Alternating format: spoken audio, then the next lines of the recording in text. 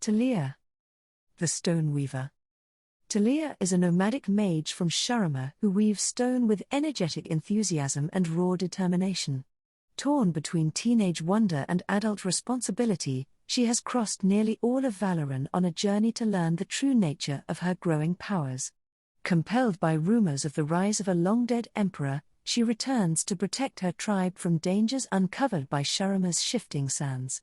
Some have mistaken her tender heart for weakness and paid the price for their error, for beneath Taliyah's youthful demeanor is a will strong enough to move mountains, and a spirit fierce enough to make the earth tremble. Born in the rocky foothills bordering Icathia's corrupted shadow, Taliyah spent her childhood herding goats with her tribe of nomadic weavers. Where most outsiders see Shurama as a beige and barren waste, her family raised her to be a true daughter of the desert and to see beauty in the rich hues of the land.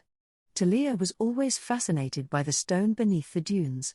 When she was a toddler, she collected colorful rocks as her people followed the seasonal waters. As she grew older, the earth itself seemed drawn to her, arcing and twisting to follow her tracks through the sand. After her sixth high summer, Taliyah wandered from the caravan in search of a lost goatling that had been placed in her charge. Determined not to disappoint her father, the master shepherd and headman of the tribe, she tracked the young animal into the night. She followed the hoofprints through a dry wash to a box canyon. The little beast had managed to get high up the rock wall, but could not get down. The sandstone called to her, urging her to pull handholds from the sheer wall. Taliyah laid a tentative palm against the rock, determined to rescue the scared animal. The elemental power she felt was as urgent and overwhelming as a monsoon rain. As soon as she opened herself to the magic, it poured over her, the stone leaping to her fingertips, bringing both the canyon wall and the beast down on top of her. The next morning, Taliyah's panicked father tracked the skittish bleats of the goatling. He fell to his knees when he found his daughter unconscious, covered loosely in a blanket of woven stone. Grief-stricken, he returned to the tribe with Taliyah. 2 days later, the girl awoke from fevered dreams in the tent of Babajan, the tribe's grandmother. Taliyah began to tell the wise woman and her concerned parents of her night in the canyon, of the rock that called to her. Babajan consoled the family, telling them that the patterns of rock were evidence the great weaver, the desert tribe's mythical protector, watched over the girl. In that moment, Taliyah saw her parents' deep worry and decided to conceal what really happened that night, that she, not the great weaver, had pulled at the desert stone. When children in Taliyah's tribe were old enough, they performed a dance under the face of the full moon, the manifestation of the great weaver herself. The dance celebrated the children's innate talents and demonstrated the gifts they would bring to the tribe as adults. This was the start of their path to true learning, as those children then became apprenticed to their teachers. Taliyah continued to hide her growing power, believing the secret she carried was a danger, not a blessing. She watched as her childhood playmates spun wool to keep the tribe warm on cold desert nights, demonstrated their skill with shears and dye, or wove patterns that told the stories of her people.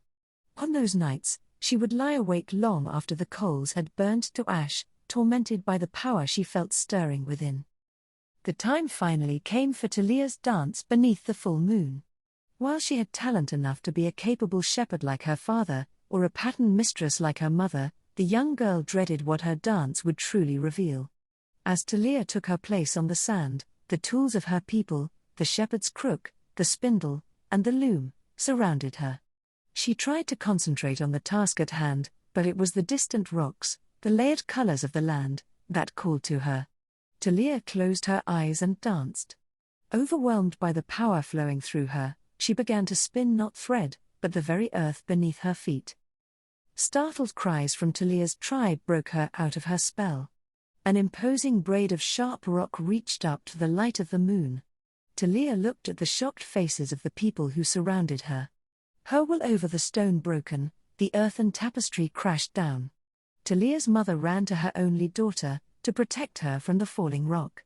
When the dust finally settled, Taliyah saw the destruction she had woven, the alarm on the faces of her tribe.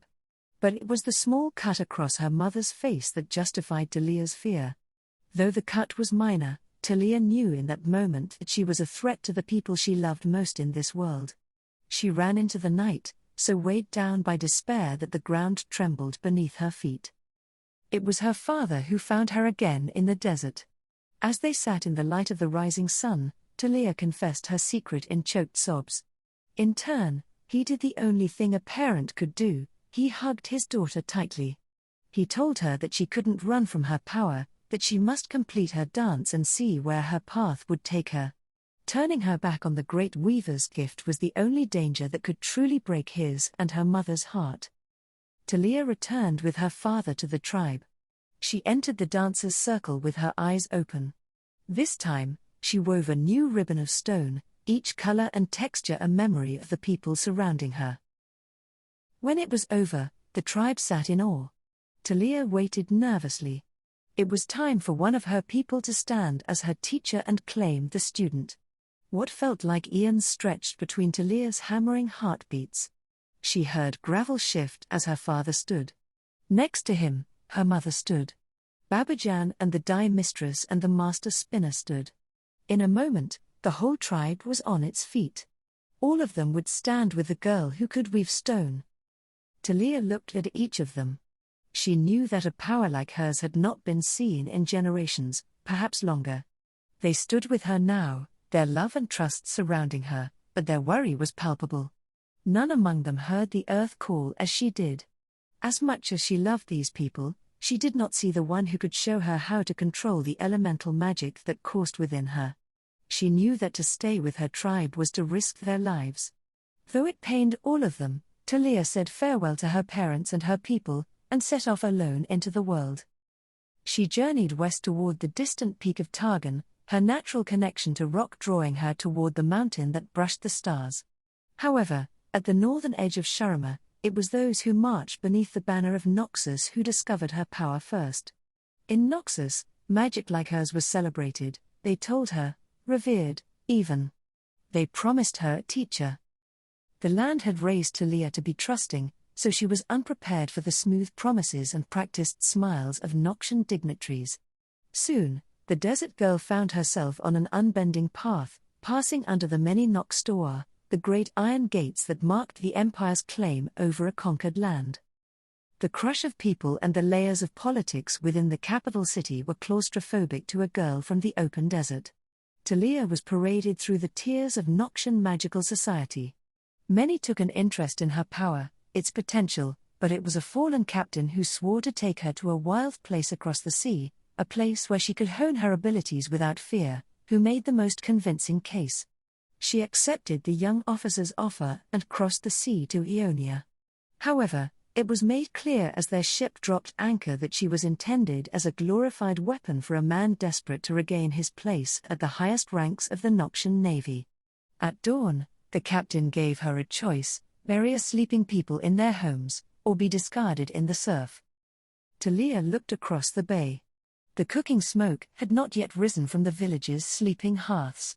This was not the lesson she had come so far to learn. Taliyah refused, and the captain threw her overboard to drown.